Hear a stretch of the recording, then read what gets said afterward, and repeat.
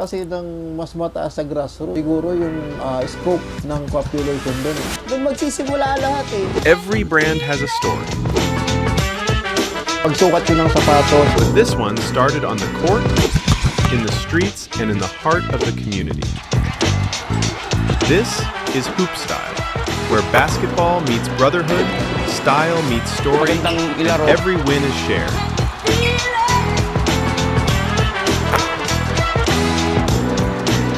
Welcome to The Movement Begins.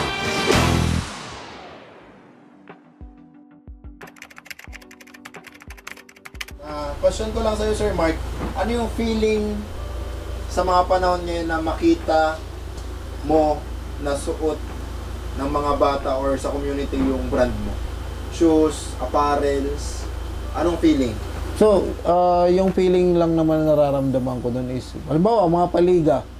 Sa mga paliga, halimbawa, opening, nakikita ko, sabihin natin sa around 50 to 70% ng mga bagong sapatos dyan. Kasi hindi naman lahat dyan bumibili ng bago talaga eh. Kumbaga, sabihin natin, lahat ng bumibili ng bago around 50 to 70%, sabi ko, oh, soap style yan bumili. Kumbaga, kahit pa paano, natutuwa ka. Kasi kung ganun na karami yung bumibili sa'yo, sabihin may tiwala sa quality. Although sabihin natin yung binebenta ko is more on mga peke, pero yung quality naman is, kumbaga, nandun na. Hindi siya yung katulad ng mga, kasi ang quality kasi ng mga peke, although lahat yan peke, may pangalan, depende sa quality. So, meron tayong Class A, meron tayong top grade OEM, so meron tayong UA, so before the original. So, yun yung nangyayari doon. Ang pinipick ko, isinihandpick ko lang is yung OEM and the UA. Kasi yung Class A is below quality na siya. So, kumbaga, although yung price ng Class A is talagang mababa. So, naghahanap ng budget, super budget meat, talagang yun yung mabibili. Pero, disregarding kasi kung yun yung bilhin nila eh. Ang problema kasi doon, yung balik ng quality, ang masisira, yung brand, yung tindahan. So, ibig sabihin, kung ganun na karami yung bumibili ng sapatos dito sa Hoop Style, ibig sabihin, nandun na yung quality, nandun na yung tiwala.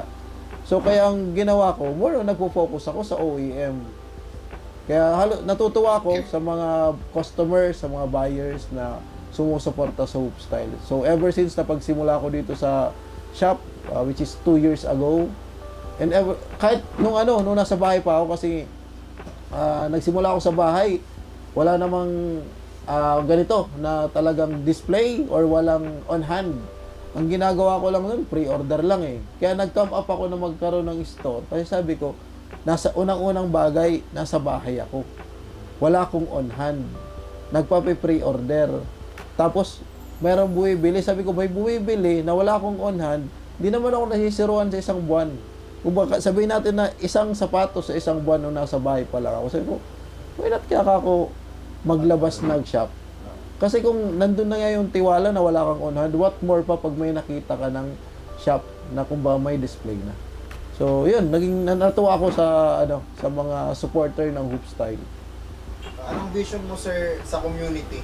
Para sa community involvement ng Hoop Style? Anong vision ng Hoop Style para sa community involvement? So, yung vision ko lang naman sa Hoop Style sa community involvement is hindi lang naman regarding sa pagbebenta ng sapatos eh. Kumbaga ito, add-ons na lang to. Kasi yun nga, yung objeto namin ni Paul is talagang magbigay ng libreng training camp. And siguro sooner or later may babalik natin yung kwentong Hoop Style. So it takes halimbawa natin na natigil lang yun dahil sa grind natin dito sa shop. So baka sooner matuloy natin yun ulit. So yun lang naman yung pinaka primary objective ko talaga is to help the community. Kung saan man yung kaya ko, kasi yun nga sinasabi na kung pwede nga, nung naalala ko nung kay Anjo na yung t-shirt namin na version 2 na yung white and black, nagkaroon pa ako nun ng programa na parang yung Adapt a Court. Yung ang Adapt a Court, nung naalala ko nun, yung pinapinturahan kong court sa San Isidro. Ano naman yan eh, nagsolicit ako sa mga tao. Pero yung solicit ko sa mga tao, hindi pera. Ang sinulicit ko sa tao, materyales. Kasi ayokong pag-isipin nila na yung pera ginamit ko. Kaya ang ginawa ko doon, lumapit ako sa mga kaibigan na mga gustong tumulong doon sa Adapt a Court. Kaya nagkaroon ng gano'n na napapinturan ko yung court. Na kahit pa ba sa simpleng bagay, nakatulong ako sa komunidad. So, noon pa nga lang, kumbaga, walang means ako noon, walang trabaho din ako noon eh. Kumbaga, talagang yung cost ng materyales dahil sa tulong ng community, ako, dito lang sa akin dumaan kahit paano kasi may project ako naisip. At the same time, yung community naman dun sa lugar na yon, yung tulong naman nila sa paggawa ng court, libre din. So kumbaga tulungan sa both part. Kasi hindi yun mangyayari kung ako lang. Anong kinalaman ko dyan? Kumbaga, hindi ako lumaki na may alam sa construction kahit paano. So kumbaga talagang tulungan in both part. At the same time, nagkaroon kami ng yung sa t-shirt ay t-shirt in jersey jersey na galing kay Anjo din. So parang t-shirt for a cause t-shirt for ako. na tinatawag para at least yung mga future pang mga pagtulong sa community is dun sana namin kukunin yung fund. So nandun si Anjo, nagbigay ng mas mababang price ng t-shirt and jersey para at least yung markup doon, yun yung gagamitin namin. Kumbaga, yun yung nasa isip ko. So, at the same time noon, yun nga, pumasok na nga doon, may na-deliveran akong isang kaibigan din, which is, schoolmate mo ba? Yes. So, Ateneo graduate din. And also on ex-varsity din. So, doon na din pumasok yung idea na siguro isa din yun sa nag-push through sa akin para magkaroon ng shop.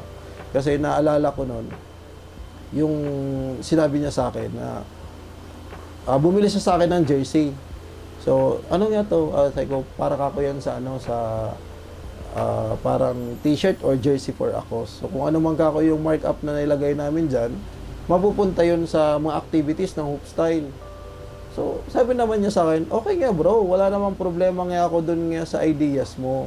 Kasi, nandun na nga tayo na gusto mo makatulong sa community. Kaso, yun nga, yun yung hindi ko naisip dun sa part na yun. What if lahat ng kakilala mo, lahat ng kabarkada mo, nalapitan mo na? Kasi yung lahat ng kabarkada mo, kakilala mo, hindi naman yung lahat bibili. Kumbaga selected lang din. Kasi nung time na yun, ang ginagawa ko noon, parang send to all.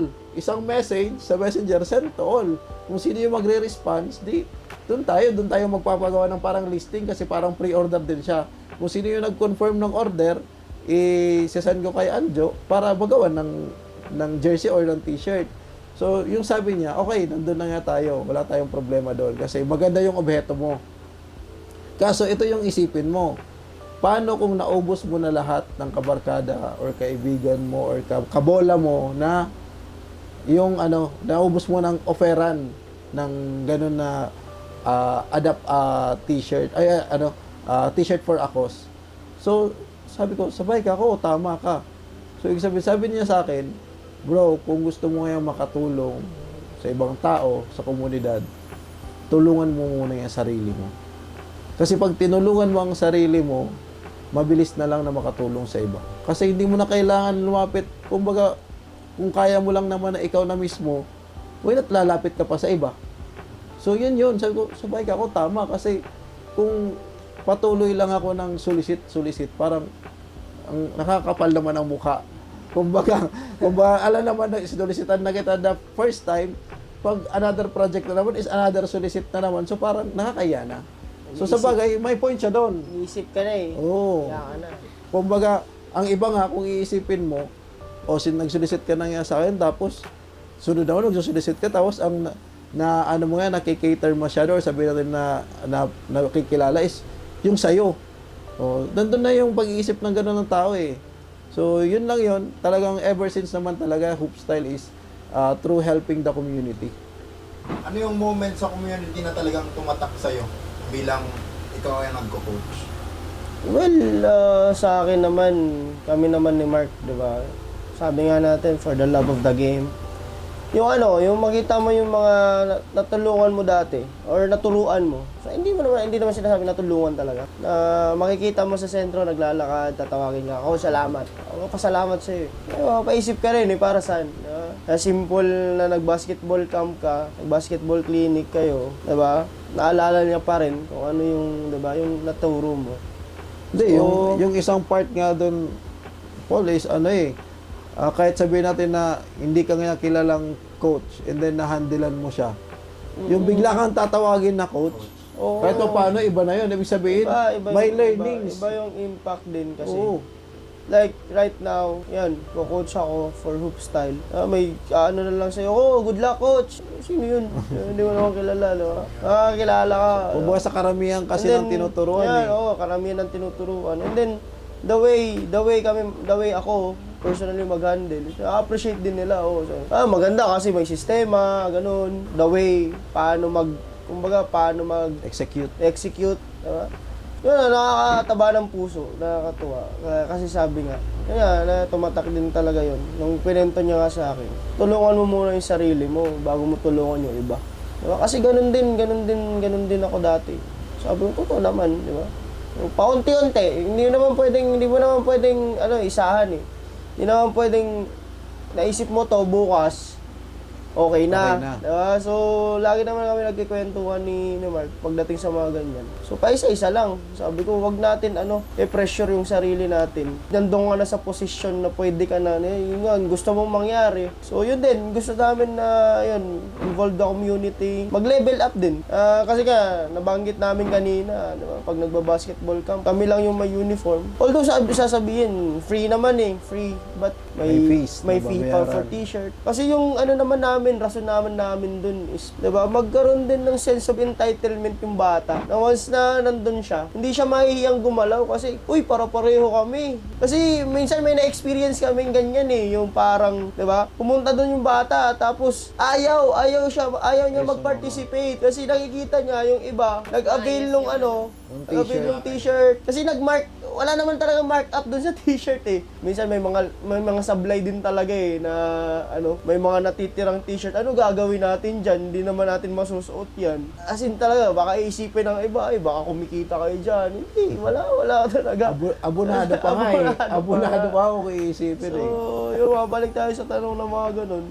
Nakakataba ng puso na makita mo, naglalakad, nakasuot ng hoop style, nakasuot ng camp shirt. Ibig sabihin, may sense of on the brand. Kasi dun sa movement, kasama kayo dito. Kasi wala naman to kung wala kayo, di ba? So, sabi ko kay Mark, mag-give back talaga. Kasi, for example, wala lahat to. Kung wala naman bumibili, wala naman nagsusuporta. Pag sabi ko, kung kaya mo lang naman, di ba?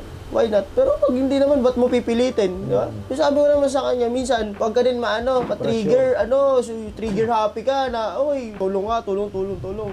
Kasi, realidad yun Siyempre, pinagtrabahuan din nila mag-asawa yan. Tapos, diba, sabi nga natin, magti 3 years na. Yung vision, tuloy-tuloy para sa komunidad. Kasi once na tuloy-tuloy yung suporta, tuloy-tuloy ito, will give back talaga to the community. Nakakataba ng puso minsan. So, sa'yo coach, bakit mahalaga bumalik sa grassroots kahit umuunlad na kayo or yung mga naturuan nyo, bakit kailangan bumalik sa grassroots pa din?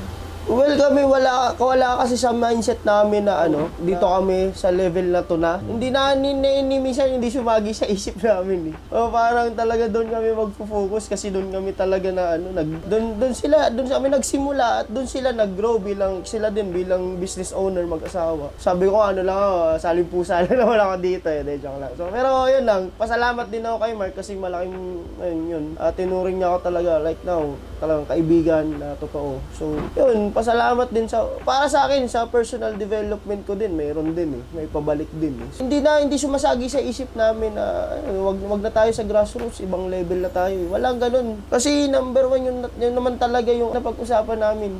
Tsaka yung grassroots, nandun yung malaking community. Oo, saka malaking bagay sa mga bata Kung din talaga. tataas ka kasi ng mas mataas sa grassroots, siguro yung scope ng population dun selected na Yun, saka kung iiwanan mo yun, di ba? Doon magsisimula lahat Yung pagbigyan natin ng halaga yung kabataan, magka-affordable na talaga may quality ng mga sapatos para mabili din ng mga bata na makikita namin walang sinusuot minsan. Kaya minsan nagpapa-free, minsan pag bigyan na lang ng sapatos, lang. Kung halimbawa, ako as a player, kayo. Kasi yun yung specialty Kumbaga, niya. yun yung kagandahan yun. Lalo yung camp na pwede mo kumbaga, Ganun talaga. ngayon, love and respect the game. Hanggat may naniniwala. Ako naniniwala sa amin. Hanggat kaya pa natin. Oo, kasi kung lalo sa mga hindi na kaya, probably ano naman yun. Kung ipupostro ko yun, siyempre doon ako ipopostro. Sino babantay dito? Kami lang.